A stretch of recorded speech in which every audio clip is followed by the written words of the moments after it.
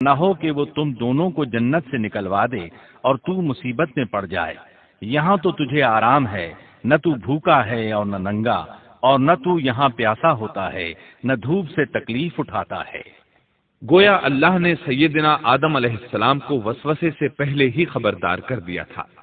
ان آیات سے یہ بھی پتا چلا کہ انسان سے ابلیس کی عداوت اور دشمنی ابتدا ہی سے چلی آ رہی ہے، اور یہ بھی ثابت ہوا کہ جو لوگ کہتے ہیں کہ انسان ابتدا میں ننگا تھا، ان کا قول صحیح نہیں، اس لیے کہ اللہ تعالیٰ نے جنت میں بھی آدم علیہ السلام پر لباس رکھا اور زمین میں بھی لباس نازل کر دیا، جیسا کہ اللہ تعالیٰ فرماتے ہیں: يا بني آدم قد أنزلنا عليكم لباسا يواري سوآتكم وريشا ولباس التقوى ذلك خير۔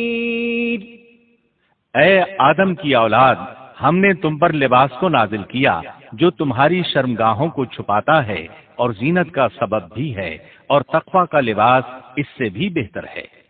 لہذا آدم ابتدا میں ننگے نہیں تھے، انہیں تو ننگے پن کا علم ہی نہیں تھا، نہ ہی ان کی بیوی کو برہنہ ہونے کا علم تھا۔ اللہ نے آدم علیہ السلام کو کامل نعمتوں سے نوازا، بھوک نہ پیاس، یہاں تک کہ پیاس کے اسباب سے بھی محفوظ، نہ گرمی اور نہ دھوپ، پھر بے انتہا حسن و جمال، مشقت نہ تکلیف، بدبختی نہ بدقسمتی۔ آدم اور حوا علیہ السلام کے دلوں میں وسوسہ ڈالنے کے بارے میں بھی قرآن نے روشنی ڈالی ہے۔ فوسوس لهما الشیطان، پھر شیطان نے ان دونوں کے دلوں میں وسوسہ ڈالا۔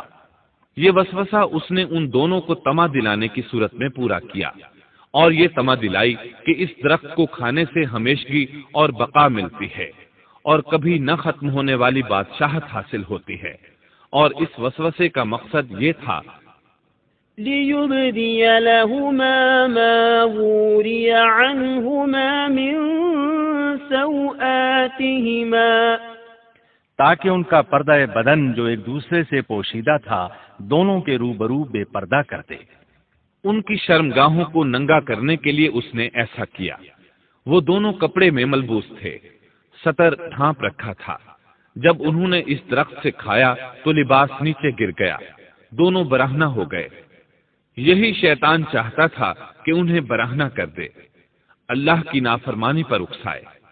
ارشاد ہوتا ہے: فوسوس إليه الشيطان قال يا آدم هل أدلك على شجرة الخلد وملك لا يبلى۔ شیطان نے انہیں وسوسہ ڈالا، کہنے لگا: اے آدم، کیا میں تجھے دائمی زندگی کا درخت اور وہ بادشاہت نہ بتلا دوں جو کبھی پرانی نہ ہو؟ جب تم اس درخت سے کھاؤ گے تو ہمیشہ زندہ رہنے والے بن جاؤ گے اور زبردست بادشاہت حاصل کر لو گے۔ اس نے یہ تمنا بھی دلائی۔ وقال ما نهاكما ربكما عن هذه الشجرة إلا أن تكونا ملكين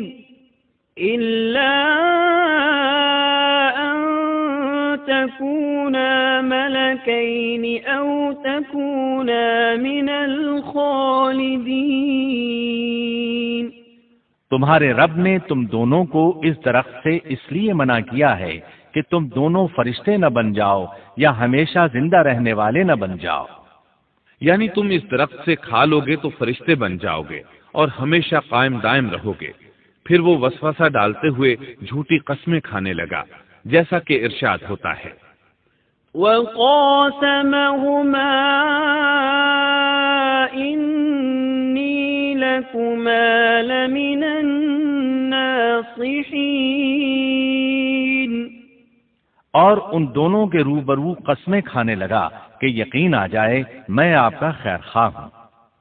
اللہ کی قسم کھانے لگا، اور اس وقت سے جھوٹی قسموں کی ابتدا ہوئی۔ اس نے ان دونوں کو فریب دے کر بہکا لیا، جیسا کہ فرمایا: فَدَلَّاهُمَا بِغُرُورٍ، یعنی دھوکے سے انہیں پھسلایا، حالانکہ انہیں کسی چیز کی کمی نہیں تھی۔ بھلا وہاں کیا محتاجی ہو سکتی تھی؟ جنت میں سکون سے زندگی بسر کر رہے تھے۔ جنت سے بڑھ کر کیا چاہیے؟ ہمیشہ کے لیے جنت مل چکی تھی۔ اللہ تعالیٰ فرماتے ہیں، فَلَمَّا ذَاقَا الشَّجَرَةَ بَدَتْ لَهُمَا سَوْآتُهُمَا وَطَفِقَا يَخْصِفَانِ عَلَيْهِمَا مِنْ وَرَقِ الْجَنَّةِ۔ ان دونوں نے جب درخت کو چکھا، دونوں کا پردہ بدن ایک دوسرے کے روبرو کھل گیا، دونوں اپنے بدنوں پر درختوں کے پتے جوڑ جوڑ کر رکھنے لگے۔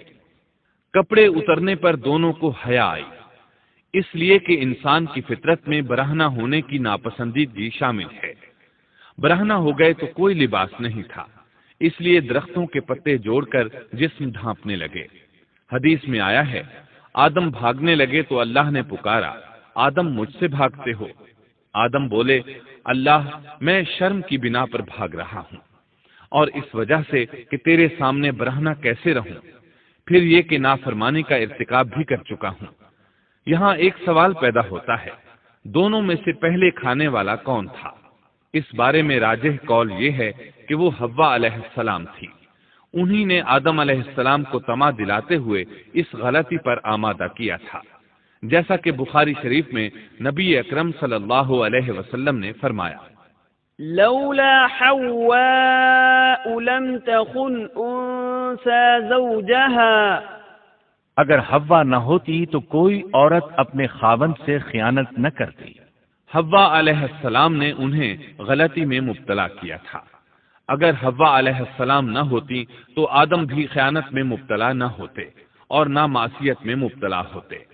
تب اللہ نے انہیں پکارا، وَنَادَاهُمَا رَبُّهُمَا أَلَمْ أَنْهَكُمَا عَنْ تِلْكُمَا الشَّجَرَةِ وَأَقُلْ لَكُمَا إِنَّ الشَّيْطَانَ لَكُمَا عَدُوٌّ مُبِينٌ۔ کیا میں نے تم دونوں کو اس درخت سے نہیں روکا تھا، اور کیا یہ نہیں کہا تھا کہ شیطان تمہارا کھلا دشمن ہے؟ اب توجہ طلب بات یہ ہے کہ اس موقع پر دونوں نے کیا طرز عمل اختیار کیا۔ کیا وہ دونوں اپنی معصیت پر بضد رہے اور تکبر کرنے لگے، جیسا کہ ابلیس نے سجدہ کرنے سے انکار کیا تھا اور پھر لگا تھا اپنی معصیت پر اصرار کرنے، یا ان دونوں نے توبہ کر لی؟ جی ہاں، دونوں نے توبہ کر لی، جیسا کہ قرآن مجید میں آتا ہے، قَالَا رَبَّنَا ظَلَمْنَا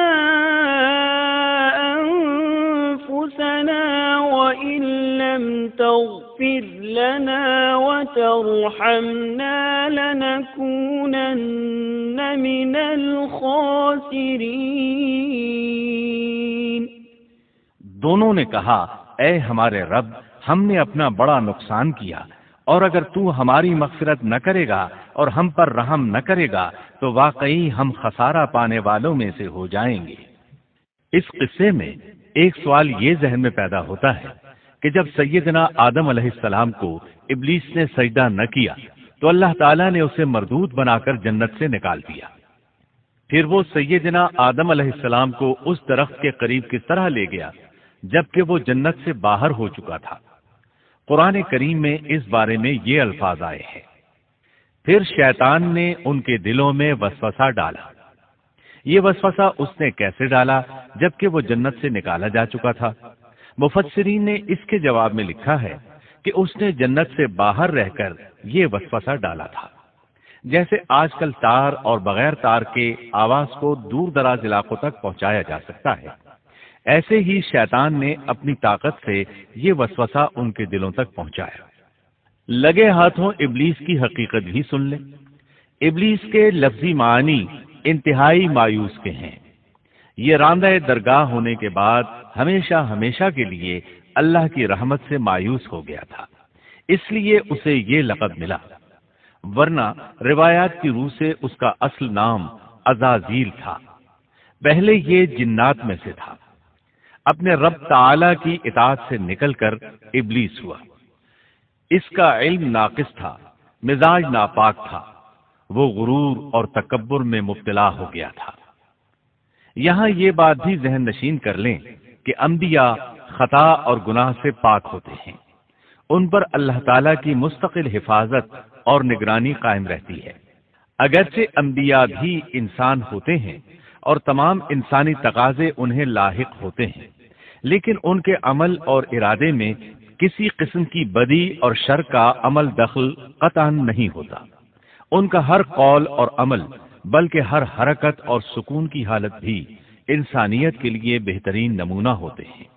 البتہ بشر ہونے کی وجہ سے بھول کا امکان ہوتا ہے، تاہم بھول ہو جانے کی صورت میں انہیں فوراً ہی خبردار کر دیا جاتا ہے۔ بھول ہو جانا بشری طبیعت کا خاصہ ہے۔ اللہ تعالیٰ نے ہر انسان کی فطرت میں یہ چیز رکھی ہے۔ انبیاء سے بھول چوک ہو جانے میں بھی اللہ تعالیٰ کی کئی ایک حکمتیں پوشیدہ ہیں۔ مثلا بہت سی قومیں اپنے نبیوں کے معجزات دیکھ کر ان میں ربوبیت کی صفات کی قائل ہو گئی، یہاں تک کہ بعض قوموں نے اپنے نبیوں کو اللہ یا اللہ کا بیٹا بھی جانا۔ جب انبیاء سے بھول اور لغزشیں ہوئیں تب گویا لوگوں پر یہ واضح کیا گیا کہ یہ الہ نہیں ہے۔ الہ ہوتے تو کس طرح ان سے بھول ہو سکتی تھی۔ اس سے یہ بتانا بھی مقصد تھا کہ انبیاء انسان ہی ہوتے ہیں، کوئی ماورائی مخلوق نہیں ہوتے۔ سیدنا آدم علیہ السلام کے واقعے پر غور کرنے سے یہ حقیقت مزید واضح ہو جاتی ہے کہ سیدنا آدم علیہ السلام کی یہ لغزش گناہ نہیں تھی۔ ممنوع درخت کا پھل کھاتے ہی سیدنا آدم علیہ السلام اور اماں حوا کا لباس اتر گیا تھا۔ اس لباس کے بارے میں مفسرین نے لکھا ہے کہ وہ لباس دراصل نور کا تھا، یعنی وہ جنت کا خاص لباس تھا جو صرف اسی عالم میں پہنا جا سکتا ہے۔ اللہ تعالیٰ نے اپنے فضل و کرم سے جنت میں ان کی ستر پوشی کا انتظام فرما دیا۔ اللہ کا حکم ہوا، قال اهبطوا، جنت سے اتر جاؤ۔ مزید فرمایا، بعضكم لبعض عدو ولكم في الأرض مستقر ومتاع إلى حين۔ تم آپس میں ایک دوسرے کے دشمن ہوگے اور تمہارے واسطے زمین میں رہنے کی جگہ ہے اور ایک وقت تک نفع حاصل کرنا ہے۔ اللہ نے مزید فرمایا، قال فيها تحيون وفيها تموتون ومنها تخرجون۔ فرمایا تم وہیں زندگی بسر کرو گے اور وہیں مرو گے اور وہیں سے دوبارہ نکالے جاؤ گے۔ قرآن مجید کے دیگر مقامات میں بھی اس قصے کی تفصیل موجود ہے۔ مثلاً فرمایا، وَلَقَدْ عَهِدْنَا إِلَىٰ آدَمَ مِن قَبْلُ فَنَسِيَ وَلَمْ نَجِدْ لَهُ عَزْمًا۔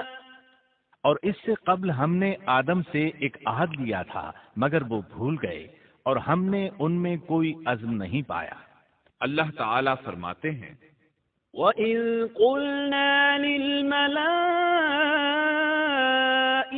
اسْجُدُوا لِآدَمَ فَسَجَدُوا إِلَّا إِبْلِيسَ أَبَى فَقُلْنَا يَا آدَمُ إِنَّ هَذَا عَدُوٌّ لَكَ وَلِزَوْجِكَ فَلَا يُخْرِجَنَّكُمَا مِنَ الْجَنَّةِ فَتَشْقَىٰ إِنَّ لَكَ أَلَّا تَجُوعَ فِيهَا وَلَا تَعْرَىٰ وَأَنَّكَ لَا تَظْمَأُ فِيهَا وَلَا تَضْحَىٰ فوسوس إليه الشيطان قال يا آدم هل أدلك على شجرة الخلد وملك لا يبلى۔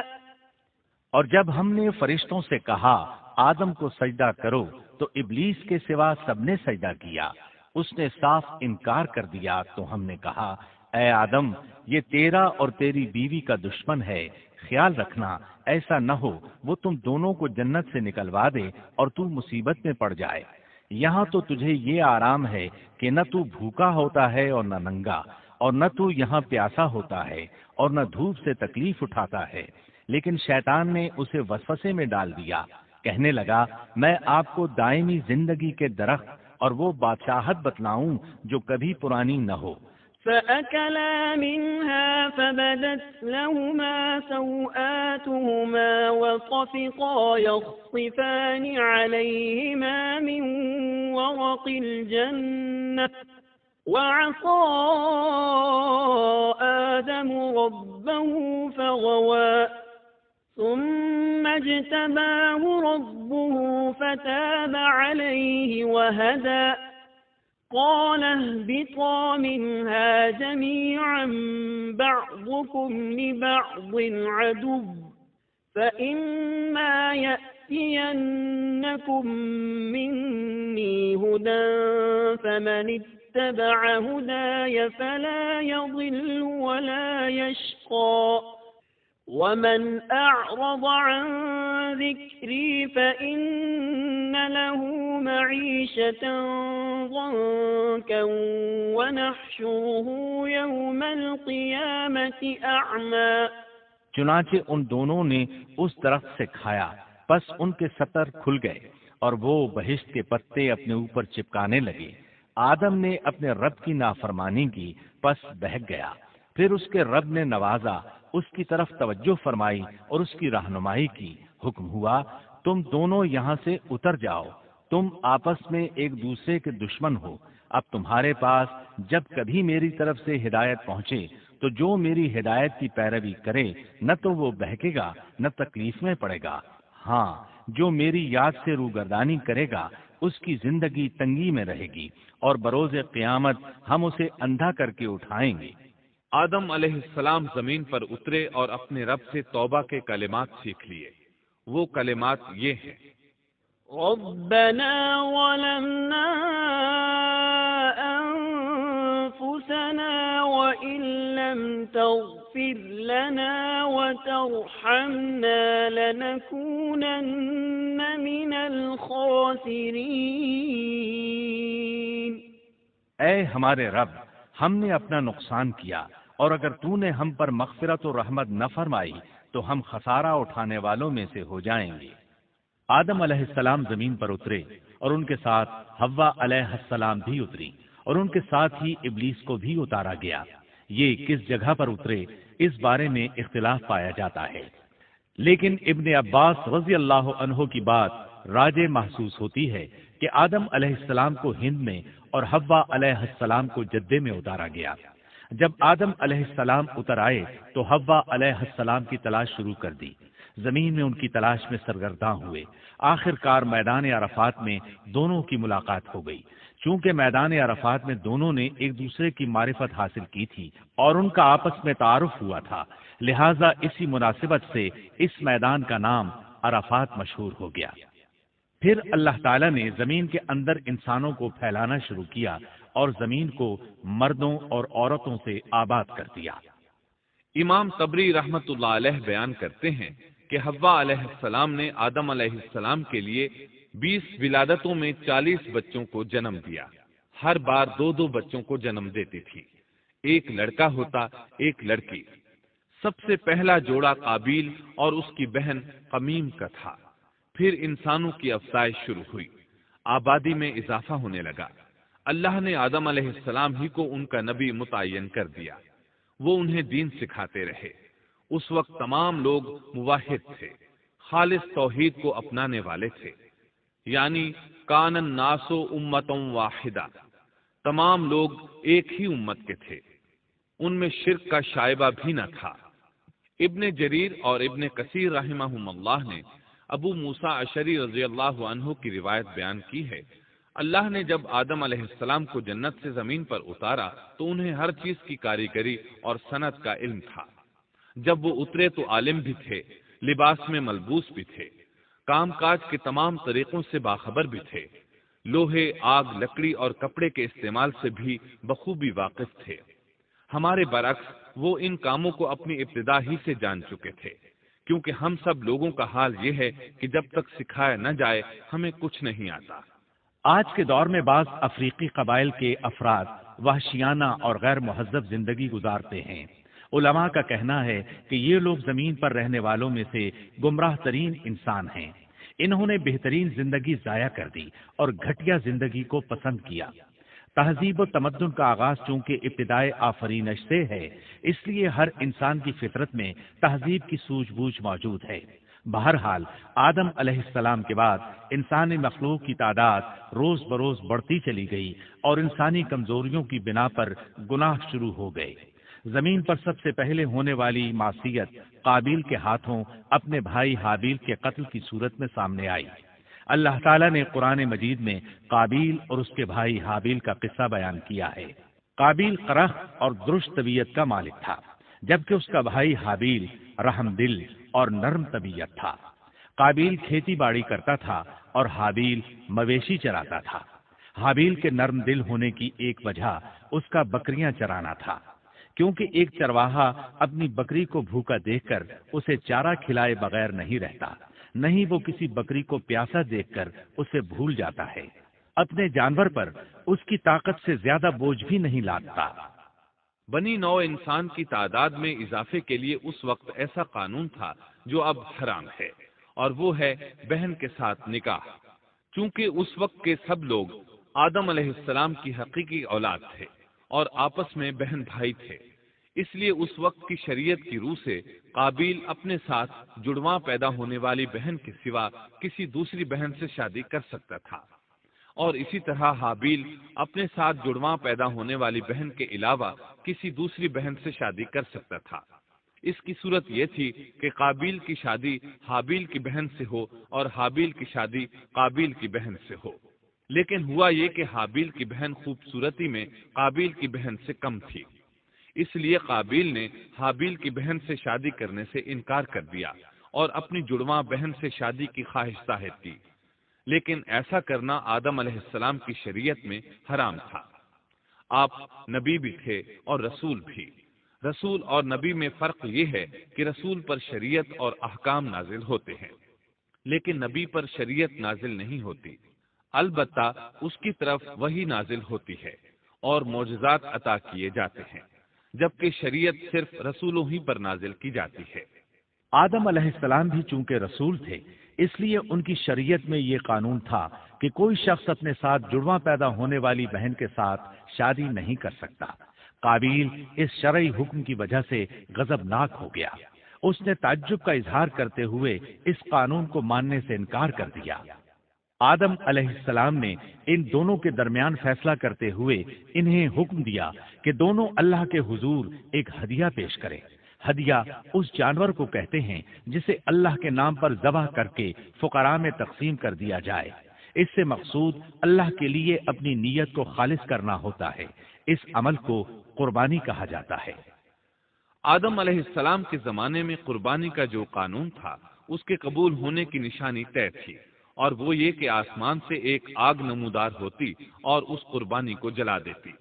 اس کا مطلب تھا قربانی قبول ہو چکی ہے، اور اگر آگ قربانی کو نہ جلاتی تو سمجھ لیا جاتا کہ قربانی قبول نہیں ہوئی۔ آخر قربانی کا دن آ پہنچا۔ حابیل نے اپنے مویشیوں میں سے ایک بہترین جانور لیا اور قربان گاہ میں لا کر اللہ کے حضور پیش کر دیا۔ دوسری طرف قابیل نے اپنی کھیتی کے غلے میں سے ردی قسم کا غلہ قربانی کے لیے پیش کیا۔ دوسرے دن دونوں قربان گاہ پہنچے تو انہوں نے دیکھا کہ حابیل کی قربانی قبول ہو چکی ہے، جبکہ قابیل کی قربانی کو آگ نے چھوا تک نہیں تھا۔